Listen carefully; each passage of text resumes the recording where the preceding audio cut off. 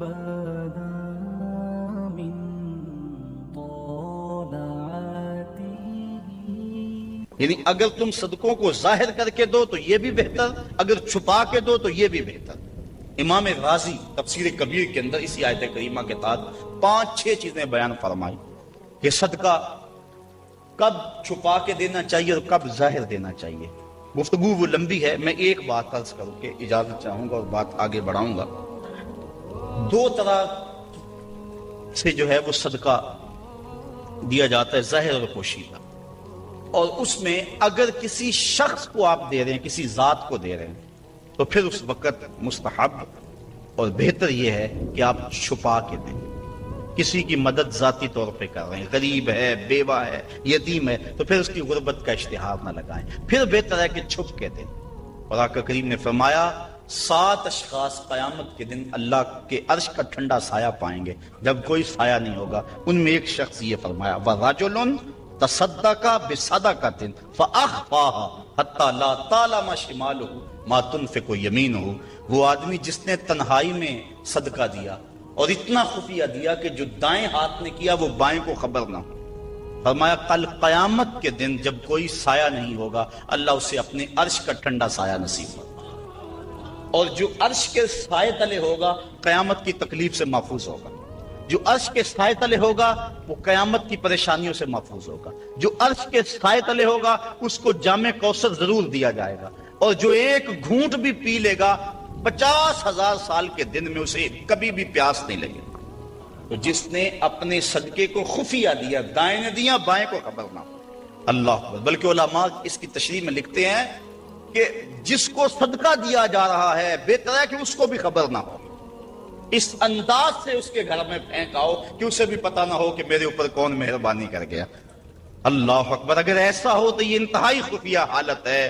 اللہ اکبر اللہ اکبر. تو کہا کہ اگر تم صدقہ خفیہ دو تو وہ بھی تمہارے لیے بہتر ہے، اور اگر تم ظاہر دو تو ظاہر دینا کس وقت مستحب ہے جس میں کسی شخص کی ذات کا معاملہ نہ ہو. مثال کے طور پہ مسجد کے لیے فنڈ مانگا جا رہا ہے، دارالعلوم کے لیے مانگا جا رہا ہے، کسی ہاسپٹل کے لیے مانگا جا رہا ہے، کسی اور رفاہی کام کے لیے مانگا جا رہا ہے.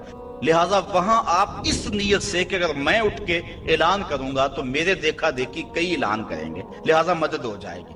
آقا کریم نے ایک مرتبہ جہاد کے لیے فنڈ مانگا تو ایک صحابی نے جلدی سے آغاز کر دیا، اس کو دیکھنے سے باقی بھی اٹھ کھڑے ہوئے. تو آقا کریم نے اس وقت فرمایا تھا من سنّا فی الاسلام میں سنتن حسنتن فلہ اجرہا.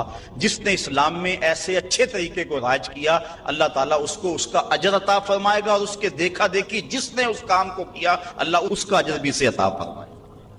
تو اس نیت سے اگر ظاہر کر لیا جائے تو وہ زیادہ فضیلت والا ہے. دوسرا اگر آپ خفیہ کی بجائے اعلانیہ کرتے ہیں تو اس سے آپ کے نفس پر ریاکاری کا امکان پیدا ہو جاتا ہے. تو پھر بہتر یہ ہے کہ ریاکاری سے بچنے کے لیے خفیہ صدقہ کیا جائے تاکہ اللہ تعالیٰ آپ کی اس عمل کی برکت آپ کو نصیب فرمائے، ورنہ ایسا ہوگا کہ ریاکاری سے سب کچھ برباد ہو جائے گا. آگے ارشاد فرمائے وَيُكَفِّرُ عَنْكُم مِّن سَيِّئَاتِكُمْ. اگر تم اللہ کی راہ میں چھپ کے یا ظاہر صدقہ کرو گے تو اللہ کے نزدیک وہ بہتر ہے اور وہ اس سے تمہارے گناہوں کو اتار دے گا. یعنی صدقہ دینے سے جو ہے وہ گناہ مٹتے ہیں. واللہ بما تعملون خبیر. اور جو تم کر رہے ہو اللہ اس کو دیکھ رہا ہے. نہیں کسی نے دیکھا، جس کو تم نے دیا اس نے بھی نہیں دیکھا، کسی کو نہیں کانوں کان خبر ہوئی، لیکن جس کے لیے دے رہے وہ تو دیکھ رہا. اللہ اکبر. یہ اپنی اپنی نیت پر منحصر ہے کہ کس کی نیت کیا ہے. لیس علیک ہداہم ولکن اللہ یہدی من یشاء. اے حبیب آپ کے اوپر لازم نہیں ہے کہ ان کافروں کو جو ہے وہ آپ ہدایت دیں، بلکہ اللہ جس کو چاہتا ہے ہدایت دے دیں. یہ کفار کو صدقہ دینے کے جواز پر آیت نازل ہوئی. صحابہ صدقہ اپنا دیتے تھے، اپنوں کو مسلمانوں کو بھی، لیکن ان کے رشتہ دار کافر بھی ہوتے جو پریشان ہوتے تو دل میں آتا یہ کافر ہیں، تو اللہ تعالیٰ نے اجازت دی کہ ان کو بھی آپ دے سکتے ہیں. تو کافر کو صدقہ واجبہ نہیں لگتا، یعنی زکوٰۃ نہیں لگتی، صدقہ فطر نہیں لگتا، اور جو منت کا جو صدقہ ہے وہ نہیں لگتا، واجبہ نہیں لگتا. نافلہ صدقے جو ہیں ویسے تعاون کر دیا جائے تو وہ اس کو لگ جاتا ہے. اس کی دلیل قرآن مجید کی یہ آیت ہے. وَمَا تُنْفِقُوا مِنْ خَيْرٍ فَلِأَنفُسِكُمْ. اور تم جو اچھی چیز دو تو تمہارا ہی اس میں بھلا ہے. فائدہ تمہیں ہی ہوگا، تمہارا ہی بینک ہے۔ وما تنفقون الا ابتغاء وجہ اللہ، اور تمہیں خرچ کرنا مناسب نہیں مگر اللہ کی رضا چاہنے کے لیے۔ وما تنفقوا من خیر یوفى الیکم، اور جو مال تم خدا کی راہ میں دو گے اس کا تمہیں پورا پورا اجر ملے گا۔ وانتم لا تظلمون، تمہارے سے ظلم نہیں کیا جائے گا، جدیا اس کا پورا پورا اجر ملے گا۔ للفقراء الذین احصروا فی سبیل اللہ، یہ کہا کہ کافروں کو تم صدقہ دے سکتے، لیکن فرمایا تمہارے صدقے کے زیادہ حقدار وہ ہیں۔ کون؟ للفقراء الذین، وہ فقیر لوگ، احصروا فی سبیل اللہ، جو اللہ کی راہ کے اندر رکے ہوئے ہیں۔ اس سے مراد احصروا فی سبیل اللہ سے مراد مفسرین نے اصحاب صفہ لیے ہیں۔ یہ 400 کے قریب صحابہ تھے، 300 سے لے کر 400 تک ان کی تعداد مختلف روایات میں آئی ہے۔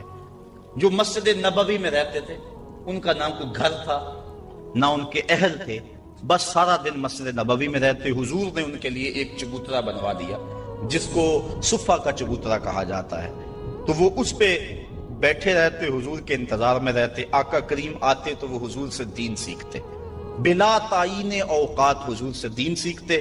کسی غزوے پر حضور ان کو چاہتے تو ساتھ لے جاتے، کسی سرایہ پہ بھیجتے تو وہ حضور کے حکم کی جو ہے وہ تعمیل کرتے۔ زیادہ کوشش کرتے کہ وہ لکڑیاں اکٹھی کر کے ان کو بیچ کر اپنے پیٹ کا گزارا کرتے، لیکن مصروفیت چونکہ تعلیم دین میں تھی تو وہ کمائی نہیں کر سکتے تھے۔ اللہ تعالیٰ جل شانہ نے یہاں باقاعدہ یہ بات ارشاد فرما دی، لا یستطیعون ضربا فی الارض، وہ زمین پر چل نہیں سکتے، یعنی باقاعدہ وہ کاروبار نہیں کر سکتے کیونکہ وہ دین کے علم کے لیے رکے ہوئے ہیں۔ کہا تمہارے صدقے کے زیادہ حقدار یہ طلباء ہیں، دین والے لوگ جو سب کچھ چھوڑ کے دین سیکھ رہے ہیں۔ یحسبہم الجاہل اغنیاء من التعفف، سوال نہ کرنے کی وجہ سے اس کو ناواقف آدمی سمجھتے ہیں یہ تو بڑے ٹھیک ٹھاک ہیں، یہ تو غنی ہیں، کیونکہ ہر بندہ اندر نہیں جھانک سکتا۔ وہ کیا کسی نے کہا تھا نا، ہستی پلکوں کے نیچے غم بھی پلتے ہیں، ہستی پلکوں کے نیچے غم بھی پلتے ہیں، مگر کون دیکھتا ہے اتنی گہرائی میں۔ تو وہ بظاہر ان کے چہرے مورے ایسے ہیں کہ لگتا یہ ہے کہ یہ بڑے ٹھیک ٹھاک، ضرورت ہی نہیں ہے، لیکن مالداروں کے اوپر لازم ہے کہ ان کو بھی تلاش کریں جو مانگتے نہیں اور ان کے گھر جا کے ان کی اعانت کر کے آئیں۔ اللہ نے اپنے محبوب سے مخاطب کر کے کہا، تعرفہم بسیماہم، محبوب تو ان کی پیشانیوں سے پہچان لیتا، لوگ نہ جانے تجھے تو پتا ہے۔ حضرت ابو ہریرہ رضی اللہ تعالیٰ عنہ باہر آ کے بیٹھ گئے، کہتے مجھے بھوک بڑی لگی ہوئی تھی اور اتنی بھوک کہ گزارا نہیں ہو رہا تھا، بیٹھا نہیں جا رہا تھا۔ میں نے کہا کوئی آدمی گزرتا میرے چہرے کو دیکھ کے پہچان لے گا۔ پھر ایک صحابی آئے، میں نے ان سے ایک مسئلہ پوچھا، وہ مسئلہ بتا کے چلے گئے۔ دوسرے آئے، میں نے قرآن کی آیت کے بارے میں پوچھا، وہ بتا کے چلے گئے۔ پھر دل و قلب و نگاہ کے مرشد اولین آ گئے۔ میں نے حضور سے مسئلہ پوچھا، حضور نے کہا ابو ہریرہ بھوک لگی ہوئی ہے؟ میں نے کہا ہاں حضور بھوک لگی ہے۔ پوچھا مسئلہ؟ آقا کہ میں بھوک لگی ہے؟ ہاں حضور بھوک لگی ہے۔ مسئلہ ہی یہی تھا؟ کہتے ہیں آ جاؤ میرے ساتھ آ جاؤ۔ پھر وہ روایت آپ علماء سے سنی کہ حضور اندر چلے گئے، اجازت دی۔ حضرت ابو ہریرہ فرماتے ہیں میں دیکھا دودھ کا ایک پیالہ پڑا، کہا ابو ہریرہ جاؤ جو صفہ پہ بیٹھے ان کو بھی بلا لاؤ۔ میں سوچا وہ تو 70 ہیں اور دودھ کا پیالہ ایک، لیکن حضور کا حکم تھا، میں بلا لایا۔ کہا اب ان کو پلاؤ۔ کہا پریشان تھا لیکن جب پہلے نے پیا ایک بھی کم نہ ہوا۔ میں سمجھ گیا حوض کوثر کی نہروں سے کنیکشن جڑ گیا ہے۔ کہا کہ ان سب کو پلاؤ۔ کہا ایک نے پیا، پھر دوسرے نے پیا، 70 آدمی دودھ پی گئے۔ اللہ اعلیٰ حضرت فرماتے ہیں ہاں جناب ابو ہریرہ، کیسا تھا وہ جام شیر جس سے 70 سالوں کا دودھ سے منہ بھر گیا۔ اللہ اکبر۔ کہتے ہیں پھر حضور نے مجھے پلایا، کہا اور پیو اور پیو، حتیٰ کہ میں سراب ہوا۔ حضور اب نہیں پیا چاہتا۔ پھر آقا کریم وہ پیالہ لیا۔ استاذ المکرم فرمایا کرتے تھے یہ تو دیکھتے ہو کہ ایک دودھ کا پیالہ 70 کے لیے کافی ہو گیا، یہ بھی تو دیکھو کونین کا سردار اور 70 کا جوٹا پی رہا، اس پہلو پہ بھی ذرا نظر جائے۔ اللہ اکبر۔ تو کہا محبوب تم تو جانتے ہو ان کے چہروں سے، اللہ اکبر، کہ وہ لوگوں سے سوال نہیں کرتے۔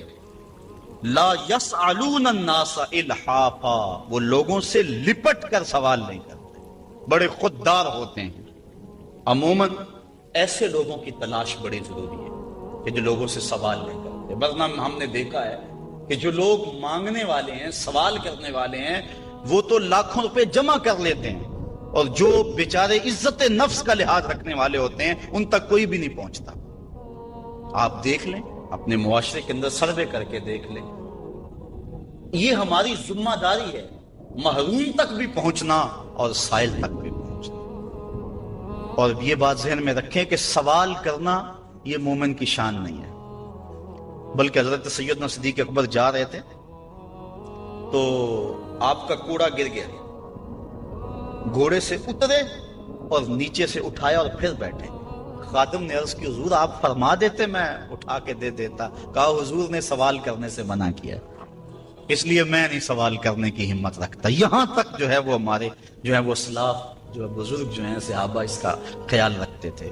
کچھ اعمال ایسے ہیں کہ ان کا سلسلہ ختم ہی نہیں ہوتا، ان میں سے ایک صدقہ جاریہ ہے، اور ایک حدیث میں اس صدقہ جاریہ کی تفصیل موجود ہے، جیسے کسی نے مسجد بنائی، کسی نے نہر کھدوائی، کسی نے کنواں کھدوا دیا، کسی نے قرآن مجید کو لوگوں تک پہنچا دیا، علم کی نشر و توبیع کی۔ تو یہ وہ اعمال ہیں جو صدقہ جاریہ کی صورت میں ہیں اور یہ ختم نہیں ہوتے۔ مجھے اور آپ کو صدقہ کی مختلف صورتیں کو اختیار کرنی چاہیے۔ کھانا کھلانا بھی صدقہ ہے، لباس پہنانا بھی صدقہ ہے، حتیٰ کہ جو کمائی کر کے تم بیوی کے منہ میں رکھتے ہو وہ بھی صدقہ ہے، اپنے بچوں پر جو خرچ کرتے ہو وہ بھی صدقہ ہے، تم نے کھیتی لگائی اور چڑیاں آ کر کے دانے چگ گئیں، اللہ وہ بھی صدقے کے کھاتے میں لکھتا ہے۔ اللہ اکبر۔ تو صدقے کا بہت وسیع مفہوم ہے، کچھ دینے کے لیے نہیں ہے۔ کلمۃ الطیبہ، اچھی بات کر دینا، یہ بھی صدقہ ہے۔ راستے میں پڑی ہوئی چیز کو اٹھا دینا، اس کو بھی کہا چھوٹی نیکی نہ سمجھنا۔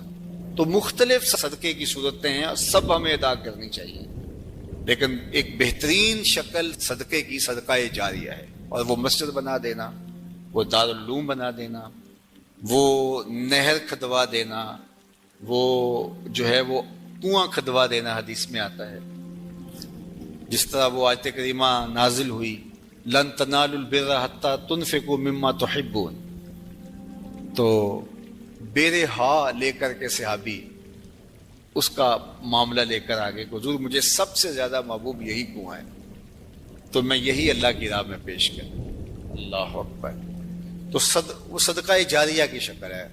دور موجود کے اندر جن علاقوں میں پانی نہیں ہے، آر او پلانٹ وہاں لگا دینا، یہ کنواں کھدوانے کا دور موجود کے اندر ایک منظم طریقہ ہے۔ بلکہ ہمیں نیت کرنی چاہیے۔ میں تو پچھلے دن کہیں تھا تو تقریباً اہل خیر بیٹھے تھے، تو میں نے کہا تھا کہ آپ کو بھی کہتا ہوں، اور میں خود بھی اس کی نیت کی ہے، اور انشاءاللہ اللہ نے توفیق دی تو ہوگا بھی، کہ ہر شخص ہم میں سے ارادہ کرے، جس کے پاس مال ہے وہ تو کرے ہی کرے، جس کے پاس مال نہیں ہے وہ بھی کرے، اللہ اس کو مال دے گا۔ ہر شخص ارادہ کرے کہ میں زندگی میں کم از کم ایک مسجد تو بنواؤں گا، میں زندگی میں ایک جامعہ تو بنواؤں گا۔ تو یہ اگر ہم نیت کر لیں تو نیت المومن خیر من عملہ، تو اس کا ثواب آج سے ہی شروع ہو جائے گا۔ نیت وہ والی نہیں ہے کہ جب مال ہو تو پھر نیت ٹوٹ جائے۔ کچھ نیتیں ایسی ہوتی ہیں بندہ پہلے نیت کرتا ہے جب مال نہیں ہوتا۔ ایک واقعہ مشہور ہے کہ ایک آدمی چڑھا اس کے اوپر، کھجور کے اوپر توڑنے کے لیے، تو وہاں ایک سانپ بیٹھا ہوا تھا، تو اسے نہیں پتا تھا، جب خوشے کو ہاتھ ڈالنے لگا تو ایک خوفناک سانپ دیکھا تو ڈر گیا، اور فوری نیچے سرکنے لگا اور کہا اللہ اگر اس سانپ کے قہر سے تو مجھے بچا لے تو تیری راہ میں اونٹ خیرات کروں گا، اور نیچے سرکنا شروع کیا۔ 10 15 20 فٹ نیچے ہو گیا، لیکن وہ ابھی بھی اس کی طرف غسیلی نظروں سے دیکھ رہا تھا، لیکن کچھ تھوڑا سا محفوظ ہو گیا۔ کہا مالک اگر تو مجھے اس سے بچا لے تو تیری راہ میں اونٹ خیرات کروں گا۔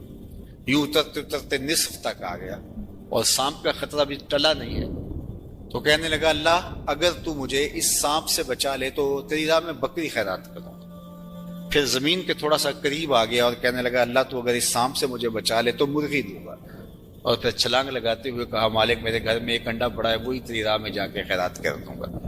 تو اونٹ سے چلا اور معاملہ انڈے تک پہنچا۔ یہ صادق النیہ نہیں ہے۔ اللہ کے محبوب علیہ السلام نے حضرت ابو کبشہ الانماری سے ایک روایت ہے، اس میں فرمایا لوگ 4 طرح کے، ان میں سے دوسری قسم کے لوگوں کا ذکر فرمایا وَرَجُلٌ رَزَقَهُ اللَّهُ عِلْمًا وَلَمْ يَرْزُقْهُ مَالًا، وہ شخص جس کے پاس مال نہیں ہے لیکن اللہ اس کو شعور دیا ہے، فہم دیا ہے، علم دیا ہے۔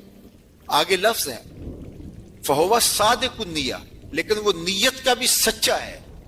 وہ کہتا ہے کہ اگر میرے پاس مال ہوتا لَعَمِلْتُ بِعَمَلِ فُلَانٍ، تو جو مالدار لوگ اللہ کی راہ میں خرچ کر رہے ہیں میں بھی ایسے ہی کروں۔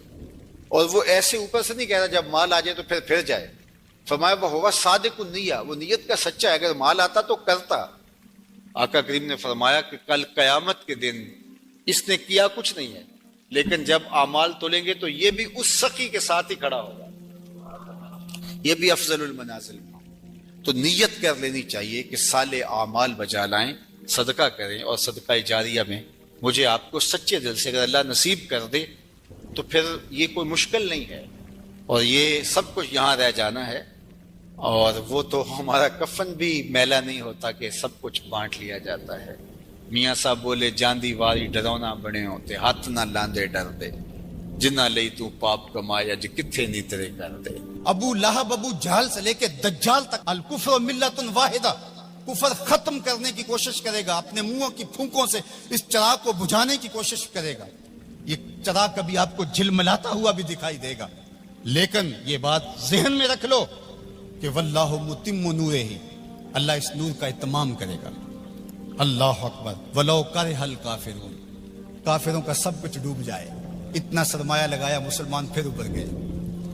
منگولوں نے کیا کچھ نہیں کیا تھا، بغداد کو اجاڑ کے رکھ دیا، دریائے دجلہ کا بند توڑ دیا، انسانی کھوپڑیوں کے مینار تعمیر کیے گئے، 1.25 لاکھ لاشیں تہ خانوں سے ہم نے نکالی، اور کوئی نہیں کہتا تھا کہ مسلمان اب دوبارہ اٹھ پائیں گے۔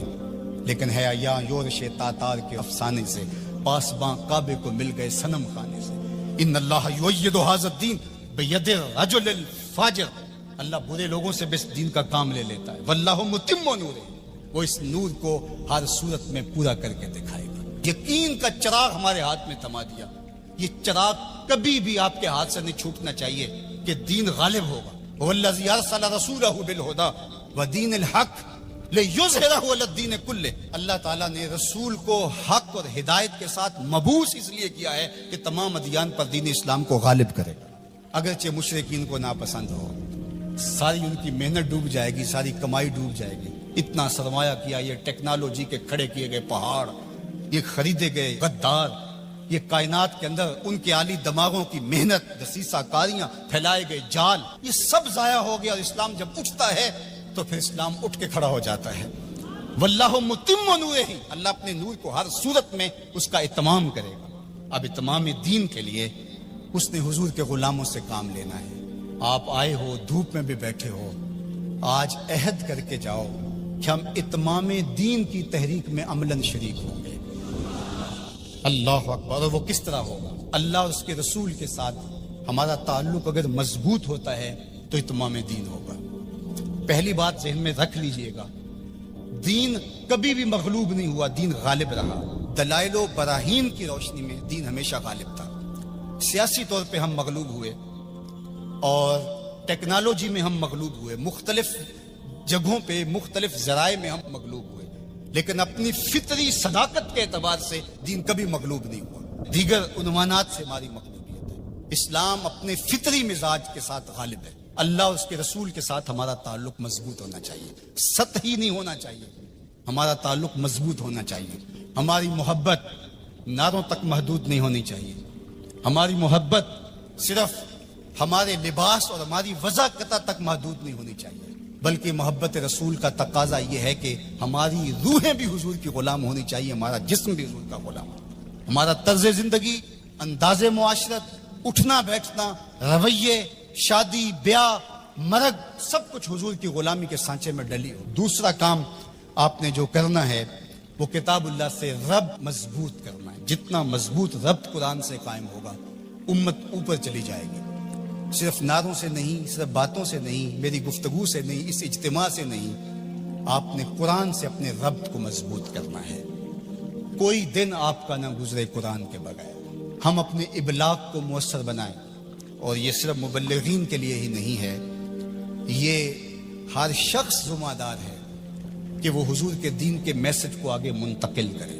مؤثر تبلیغ کا انداز ہوگا تو اثر انداز ہوگا. اگر تبلیغ کا انداز مؤثر نہیں ہے تو وہ الٹا نقصان کا سبب ہوگا. اخلاق و کردار کی خوبصورتی ہر صورت کے اندر اس امت کو حاصل کرنی ہوگی. امت گر جائے، امت عروج پہ ہو، جس صورت کے اندر بھی ہیں، اپنی گفتگو کو، اپنے طرز زندگی کو، اپنے انداز معاشرت کو خوبصورت رکھیں گے اور ہمارا کردار بتائے گا کہ ہم حضور کے غلام ہیں، تو ہم چاہے ایک ہی فرد ہوں گے تو اس پیغام کو لے کر آگے بڑھ جائیں گے. لیکن لاکھوں بھی ہوں گے لیکن بدتمیز ہوں گے کردار کے اعتبار سے، رویوں کے اعتبار سے، اخلاقیات کے اعتبار سے، تو پھر کچھ بھی نہیں ہوگا. ہم ایک جھاگ کی طرح ہوں گے. تعلیم کا نظم امتوں کو کھڑا کرتا ہے اور تعلیم کے ذریعے سے قومیں آگے بڑھتی ہیں، اور جہالت ہی قوموں کی بربادی کا سبب اور ذریعہ ہوتا ہے. اسی لیے ادارۃ المصطفیٰ نے اس سیکٹر کے اندر خاص طور پہ اپنے کام کو آگے بڑھانے کا آغاز کیا ہے. اس لیے کہ منبر و محراب کو اگر صالح افراد نصیب ہو جائیں جو دین کی روح کے مطابق ان تک پیغام پہنچا سکے تو یہ امت کھڑا ہوتے ہوئے دیر نہیں لگے گی. اسی طرح دوسرا کردار والدین کا ہے، تیسرا کردار معلمین کا ہے. امت سازی کے عمل میں یہ تین کردار انتہائی اہم ہیں. اور چوتھا کردار دور موجود کے اندر میڈیا کا ہے، جس سے ہم سر دست کوئی توقع نہیں رکھ سکتے. لیکن یہ تین کردار جو ہیں یہ انتہائی اہم ہیں. ان کرداروں کو ہمیں سنبھالنا پڑے گا. غلبہ دین کا شوق جنون کی حد تک ہمارے سینے میں موجود ہونا چاہیے. لیکن یہ بات ذہن میں رکھے کہ اگر ہم یہ نہیں کر پاتے تو ہمارے ذمے نہیں ہے. ہمارے ذمے جو ہے وہ کوشش اور محنت کرنا ہے. جب انسان یہ طے کر لیتا ہے کہ یہ میں نے کرنا ہی کرنا ہے اور وہ نہیں ہو پاتا تو وہ مایوس ہو جاتا ہے. اس لیے غلبہ اگر ہو جاتا ہے تو یہ بہت اچھی بات ہے. بلکہ میں نے یہ بات کئی دفعہ کہی ہے کہ ہمارا کام صفیں سیدھی کرنا ہے، اللہ امام کو بھیج دے گا. لیکن خود اگر ہم کہیں کہ ہم امام بن کے بھی ہم نے بیٹھنا ہے تو پھر گھر کا راستہ بھول گئے، ہم گھر جانے کی جلدی میں پھر ہم راستہ بھول جائیں گے. ادارۃ المصطفیٰ ایک مربوط فکر کا نام ہے، اس کے طے شدہ اہداف ہیں. لیکن یہ بات ذہن میں رکھیے گا کہ ہم ایک طوفان سینے میں رکھنے کے باوجود ایسی جلد بازی کبھی نہیں کریں گے جس سے ہمارا راستہ کھوٹا ہو جائے. ہم سمجھتے ہیں اور اس وقت جو دکھ پھیلے ہوئے ہیں، امت جس درد میں مبتلا ہے، ایک وقت تھا اس زمانے میں ہم بھی کہتے تھے کوئی شہر دے لوگ بھی ظالم نے، کوئی سانو مرن دا شوق بھی ہے. وہ شوق فراواں مرنے کا سینے میں موجود ہے. لیکن آج میں یہ بھی کہنا چاہوں گا کہ اے اشک آہستہ بریز کہ غم زیادہ است، اے آنسو ہولے ہولے برسو غم زیادہ ہے، اے شمع آہستہ بسوز کہ شب دراز است. رات بہت لمبی ہے، رات بہت تاریک ہے. اس شمع کو بچا بچا کے جلانا ہے، کہیں بجھ نہ جائے یہ چراغ اور بات آدھی رات اندھیرے میں ڈوب جائے. اگر تم چراغ ہدایت ہو، اگر تمہارے دم سے اجالے ہیں، اگر تمہاری وجہ سے اللہ کی مخلوق خیر کی راہوں کو اختیار کر رہی ہے، اگر تم امت کی ضروریات کو سمجھنے کی صلاحیت رکھتے ہو تو پھر ہولی ہولی جلو. اس لیے کہ شب دراز است، رات بہت لمبی ہے. اس لیے ہولے ہولے آہستہ آہستہ منزل کی طرف بڑھتے جاؤ. ہاں اٹھنے والا قدم رہے منزل کی طرف. چونٹی کی چال پہ بھی چلو گے تو منزل پہ پہنچ جاؤ گے. امت کے تصور کو ہمیشہ اجاگر رکھنا، حضور کی امت بن کے رہنا.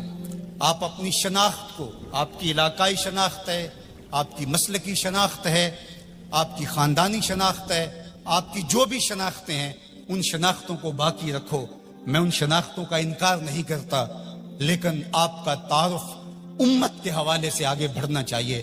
اور امت یہ ایک آفاقی تصور ہے کہ جو آپ کو کھڑا کر دے گا اور آقا کریم علیہ السلام کی تسکین قلب کا سبب اور ذریعہ بنے گا. جب علماء مشائخ ایک دوسرے کے جبے ادھیڑ رہے ہوتے ہیں، منبر رسول جو حضور کا دیا ہوا ہوتا ہے اس پہ ایک دوسرے کو کافر کہہ رہے ہوتے ہیں اور کسی کو کافر کہنے پہ جشن منا رہے ہوتے ہیں اور ان کی پگڑیاں ادھیڑ کے اس کی دھجیاں بکھیر رہے ہوتے ہیں اور اس پہ رقص کر رہے ہوتے ہیں، گنبد خضرا میں رسول اللہ کو کتنی تکلیف ہوتی ہوگی. تو اس لیے امت بن کے رہو، بکھر کے نہ رہنا. سیاسی شعور اچھی طرح سے آپ کے اندر ہونا چاہیے. ہم انتخابی सियासत से गुरेज इसलिए करते हैं कि इसका नतीजा हमारी आंखों के सामने है कि 70 साल में कुछ नहीं मिला, तो आइंदा हम जो मुयस्सर है वो हम जो कर रहे हैं वो भी क्यों छोड़ बैठे। इसलिए कि जो मैं कर रहा हूं उससे हकीकी सियासी शऊर पैदा होगा, रिजाले कार पैदा होंगे, अफराद साजी के अमल से हम गुजर रहे हैं। वो एक जमाने में मुझे किसी ने कहा कि आप जरूर आइए, और बड़ी ही मोहब्बत का इजहार किया और बहुत सब्ज बाग भी दिए। तो मैंने उनको पीर नसीरुद्दीन अलैहि रहमा का एक कौल सुनाया कि एक जमाने में उनको वक्त के एक हुक्मरान ने कहा कि जनाब आप आइए, हम आपको वजीर बनाना चाहते हैं। तो उन्होंने हंस के कहा मैं बादशाह, तो मैंने वजीर बनाना चाहना है। इसलिए हम इंतखाबी सियासत का कोई अमली नतीजा नहीं देखते। और अगर आप सोशल मीडिया और इलेक्ट्रॉनिक मीडिया देखते हैं तो आजकल जो हाहाकार मची है, जो अंधेर नगरी है, जो लहजों की अजीब बदबू फैली हुई है, तो क्या कोई ये पसंद करता है कि मैं भी जाके उस माहौल में खड़ा हो जाऊं? और अगर कोई कहता है नहीं जनाब आप साफ सियासत कीजिए, तो मियां ये साफ सियासत का तो माहौल पैदा कर रहे हैं, ये रिजाले कार ही तो पैदा कर रहे हैं। बाकी ये आरजू कि आप आए, मियां मेरी ये आरजू नहीं है कि मैं आऊं, वो माहौल पैदा करना चाहता हूं कि कोई आए, उसके लिए कोई बुनियादें तो खोद जाए, कोई रास्ते के अंदर से पत्थर तो हटा दे। सबने ये कहा कि मैं आऊंगा, लेकिन रास्ते के अंदर पत्थर पड़े थे। हमारा मिशन उन पत्थरों को हटाना है, रास्ते हमवार करना है, और हमने देर तक इस काम की तरफ जाना है। ए शम्मा आहिस्ता बसोज के शब दराजस्त, ए अश्क आहिस्ता बरेज के गम ज़ियादस्त। सीनों में तूफान है, कल भी कल मिर्जल, मेरा सीना जल रहा है हंडियों की तरह। मेरा भी जी चाहता किसी दीवार से टकरा जाऊं। इन हालात में क्या कोई देख सकता है कि रसूलुल्लाह की उम्मत काटी जा रही हो, बच्चे ज़बह किए जा रहे हो फलस्तीन में, कश्मीर में? लेकिन क्या इसका इलाज मेरे पास सियासत के मैदान में छलांग लगा देनी है, जहां टांगे तड़वा बैठूं और जो मुयस्सर है वो भी ना कर सकूं? मैं जो करता हूं मैं शऊरी तौर पे खड़ा हूं, मैं जहां खड़ा हूं दलील से खड़ा हूं, मैं जहां खड़ा हूं मैं पूरे तयक्कुन के साथ खड़ा हूं। मंजिल और हदफ मेरी निगाहों के सामने है, मैं आहिस्ता आहिस्ता बढ़ता चला जाता हूं, लेकिन मंजिल की तरफ मेरी सीध है। हमारा नरम रो कासद पयामे जिंदगी लाया, हमारा नरम रो कासद पयामे जिंदगी लाया। खबर देती थी जिनको बिजलियां वो बेखबर निकले। तो हम बिजली की तरह कूद करके हम शोला नहीं बनेंगे, हम शमा बनेंगे। लोग कहते हैं शोला बन जाओ, शोला बनना भी ये आग का मिजाज है और शम्मा बनना भी आग का मिजाज है, लेकिन हम शोला बनने का मिजाज नहीं रखते, हम शम्मा बनने का मिजाज रखते हैं। ए शम्मा आहिस्ता बसोज के शब दराजस्त, ए अश्क आहिस्ता बरेज के गम ज़ियादस्त। कमाया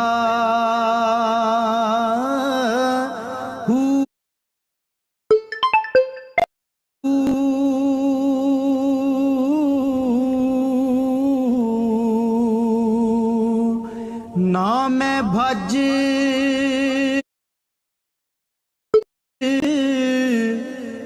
मसीती वड़िया, ना तस्बा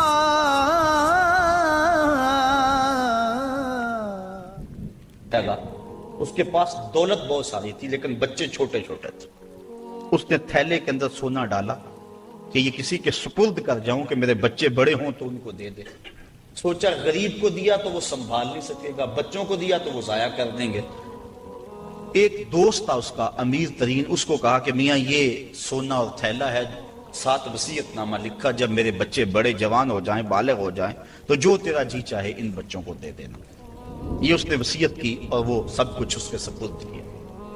बच्चे जवान हुए, उसने लोगों को बुलाया, बच्चों को बुलाया, सोना थैला सब कुछ सामने रखा, वसीयतनामा पढ़ा। इनके बाप ने जब मरते हुए मुझे ये सोना थैले में डाल कर दिया तो साथ ये वसीयतनामा लिख कर दिया कि जब मेरे बच्चे जवान होंगे जो तेरा जी चाहे बच्चों को दे दे। तो उसने सोना अपने पास रख लिया और खाली थैला बच्चों को दे दिया। अब सारे कहें जुल्म हुआ है, यतीमों के साथ जुल्म हुआ है, लेकिन करें क्या कि वसीयतनामा ही ऐसा था, ना अदालती चाराजोई हो सकती है, ना उसको कहा जा सकता है। सारे कहें जुल्म हुआ। उलमा से पूछा, कहा जुल्म हुआ, लेकिन क्या कहा जा सकता है? वसीयतनामा के अंदर बात ही ऐसी थी कि اس نے زیادتی کی ہے اور سب کچھ خود رکھ لیا۔ امام اعظم امام ابو حنیفہ سراج الامہ امام الائمہ، آپ کی خدمت میں لوگ حاضر ہوئے کہ یوں یتیموں کے ساتھ یہاں زیادتی ہوئی، لیکن وصیت نامے کی عبارت اس طرح کی تھی، اس لیے کوئی بول بھی نہیں سکتا، آپ کو ارشاد فرمائے۔ کہا دوبارہ سب لوگوں کو جمع کر لو، اسے بھی بلا لو، بچوں کو بھی بلا لو۔ بلا لیا گیا، کہا میاں وصیت نامہ پڑھو۔ وصیت نامہ پڑھا گیا کہ یہ سونا ہے، تھیلے میں ڈال کے تجھے دے رہا ہوں، جب میرے بچے جوان ہو جائیں گے جو تیرا جی چاہے وہ بچوں کو دے دینا۔ آپ نے فرمایا پھر پڑھو، اس نے پھر پڑھا۔ کہا اب تم بتاؤ تمہارا جی سونے کو چاہ رہا ہے یا تھیلے کو چاہ رہا ہے؟ اس نے کہا میں تو سونا رکھنا چاہتا ہوں۔ کہا وصیت نامہ پڑھو، وصیت میں ہے جب بچے جوان ہوں گے جو تیرا جی چاہے وہ بچوں کو دے دے۔ اب تیرا جی تو سونے کو چاہ رہا ہے اور وصیت میں لکھا بھی یہ ہے کہ جو تیرا جی چاہے وہ بچوں کو دے دے، لہٰذا سونا دینا، بچوں کو تھیلا رکھ خود۔ تو امام اعظم نے اس طرح ان یتیموں کی مدد فرمائی تو کہا لن تنالوا البر حتی تنفقوا مما تحبون، تم اتنی دیر تک نیکی کی حقیقت کو نہیں پہنچ سکتے جب تک اس کو تم اللہ کی راہ میں خیرات نہ کرو جس کو تم خود پسند کرو۔ اللہ مما تحبون، تو انسان اس کو راہ خدا میں خیرات کرے جس کو خود پسند کرتا ہے۔ اور آگے فرمایا وَعَلَمُوا، اور جان لو ان اللہ غنی حمید، اللہ غنی بھی ہے اور سراہا ہوا بھی ہے، اسے تمہارے مالوں کی ضرورت نہیں ہے، وہ ان غریبوں کو خود بھی تو دے سکتا تھا نا، تمہاری ڈیوٹی لگائی کہ تم دینا، وہ خود بھی تو دے سکتا تھا، لیکن یہ تمہاری آزمائش، ان کی آزمائش اور تمہاری آزمائش۔ اب دیکھتے ہیں کون اپنی آزمائش میں پورا نکلتا ہے۔ الشیطان یعدکم الفقر ویامرکم بالفحشاء، شیطان تمہیں اندیشہ دلاتا ہے محتاجی کا، اگر تم نے اللہ کی راہ میں دیا تو تم محتاج ہو جاؤ گے، تمہارے پاس اتنی دولت نکل جائے گی۔ وَيَأْمُرُكُمْ بِالْفَحْشَاءِ، اور تمہیں بے حیائی کا حکم دیتا ہے۔ بے حیائی سے یہاں مراد علماء تفسیر فرماتے ہیں بخل ہے، کنجوسی ہے، اور کنجوسی کو بے حیائی اس لیے کہا گیا کہ اس سے بڑی کیا بے حیائی ہوگی کہ غریب نانے شبینہ کو ترستا ہو اور امیر دولت کو سنبھال کے بیٹھ جائے، یہ بے حیائی نہیں ہے تو اور کیا ہے؟ وہ کیا کسی نے کہا تھا گندم امیر شہر کی ہوتی رہی خراب، بچی مگر غریب کی فاقوں سے مر گئی۔ تو اس سے بڑی بے حیائی کیا ہوگی کہ ایک گھر میں گھی کے چراغ جلتے ہوں، ایک گھر کے اندر فضول خرچیوں پر مال لنڈھائے جا رہے ہوں، اور دوسری طرف بیوہ کی یتیم بچیاں گھر میں بوڑھی ہو رہی ہیں اور کوئی ان کا رشتہ قبول نہ کرتا ہو کہ ان کے پاس دینے کے لیے کچھ نہیں ہے، اور ہم پیسے اڑا دیں اپنے نفس کی خواہش کے لیے جو ہے وہ لاکھوں روپے خرچ کریں اور اپنی گلی میں ان غریبوں اور یتیموں کا لحاظ نہ رکھیں، تو اس سے بڑی بے حیائی اور کیا ہو سکتی ہے؟ اللہ تعالیٰ نے بخل کو جو ہے وہ فحشاء کے ساتھ تعبیر کیا کہ شیطان تمہیں بے حیائی کا حکم دیتا ہے۔ واللہ یعدکم مغفرۃ منہ وفضلا، اور اللہ تمہیں مغفرت کا اور اپنی جناب سے فضل کا وعدہ دیتا ہے، تم اس کی راہ میں خرچ کر کے تو دیکھو وہ تمہارے گناہوں کو معاف کر دے گا، اور جب تم اس کی راہ میں خرچ کرو گے تو اس کا فضل ہوگا، یعنی تمہارا مال کم نہیں ہوگا۔ عقل یہی کہتی ہے، شیطان بھی یہی وعدہ دیتا ہے، اکاؤنٹنٹ سے پوچھو تو وہ بھی کہتا ہے کہ اتنے خرچ کرو گے تو اتنے کم ہوں گے، کیلکولیٹر بھی یہی حساب دیتا ہے، لیکن اللہ کہتا ہے میں وعدہ دیتا ہوں فضل کا، تم خرچ کر کے دیکھو تمہارے مال بڑھا دوں۔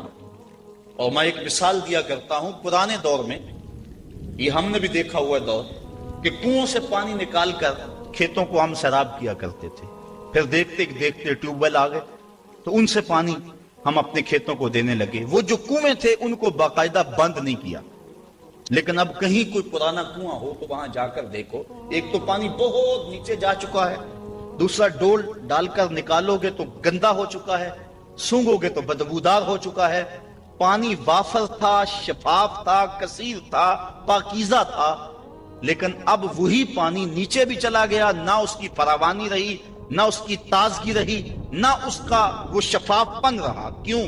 اس لیے کہ جب وہ کنواں اپنا باہر دیتا تھا نیچے سے سوتے پھوٹتے تھے، جتنا لٹاتا تھا اللہ اور دے دیتا تھا، جب اس نے باہر دینا چھوڑ دیا اللہ نے اس کو عطا کرنا چھوڑ دیا۔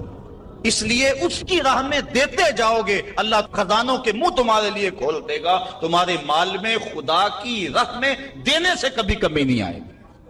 اگر کسی کا مال کم ہوا ہے، کاروبار لوگوں کے دیکھیں، ہم نے بڑے بڑے کاروبار اس میں ختم ہو جاتے ہیں، تلک الایام نداولها بین الناس، دن پلٹتے رہتے ہیں، آج اور کل کیفیت اور۔ اس کی وجہ یہ نہیں ہے کہ اس نے راہ خدا میں لٹایا تو اس لیے ایسا ہوا، اس کی وجہ اور ہے۔ اس لیے راہ خدا میں جتنا مرضی مال دو گے کم نہیں ہوگا، بلکہ اللہ تعالیٰ وعدہ دیتا ہے کہ تم اس کے راہ میں دو گے، تمہارا مال بھی بڑھا دوں گا اور تمہاری بخشش بھی فرما دوں گا۔ اللہ اکبر۔ یؤتی الحکمت من یشاء، یہ ساتھ ہی ذکر تھا مال کے خرچ کرنے کا، یہاں ذکر حکمت کا کر دیا، وہ جسے چاہے حکمت دے دیتا ہے۔ مطلب کیا؟ راہ خدا میں خرچ کرنے کا جذبہ، یہ بڑی دانائی کی بات ہے۔ وَمَن يُؤْتَ الْحِكْمَةَ فَقَدْ أُوتِيَ خَيْرًا كَثِيرًا، اور جس کو حکمت دی گئی اس کو بہت ساری بھلائی دی گئی۔ وَمَا يَذَّكَّرُ إِلَّا أُولُو الْأَلْبَابِ، اور نہیں نصیحت پکڑتے مگر عقل والے، بے وقوف نصیحتیں نہیں پکڑتے، عقل والے نصیحتیں پکڑتے ہیں۔ وَمَا أَنفَقْتُم مِّن نَفَقَةٍ أَوْ نَذَرْتُم مِّن نَذْرٍ، اور جو تم خرچ کرو یا کوئی نظر مانو، بے شک اللہ فَإِنَّ اللَّهَ يَعْلَمُ، بے شک اللہ اسے جانتا ہے۔ وَمَا لِلظَّالِمِينَ مِنْ أَنصَارٍ، اور ظالموں کا کوئی مددگار نہیں ہے۔ إِن تُبْدُوا الصَّدَقَاتِ فَنِعِمَّا هِيَ، اگر تم صدقے ظاہر کرو تو اللہ اسے جانتا ہے۔ فَنِعِمَّا هِيَ، تو وہ تمہارے لیے بہتر ہے۔ وَإِن تُخْفُوهَا، اگر تم انہیں چھپا لو۔ وَتُؤْتُوهَا الْفُقَرَاءَ، اور غریبوں کو فقراء کو دو۔ فَهُوَ خَيْرٌ لَكُمْ، تو وہ بھی تمہارے لیے بہتر ہے۔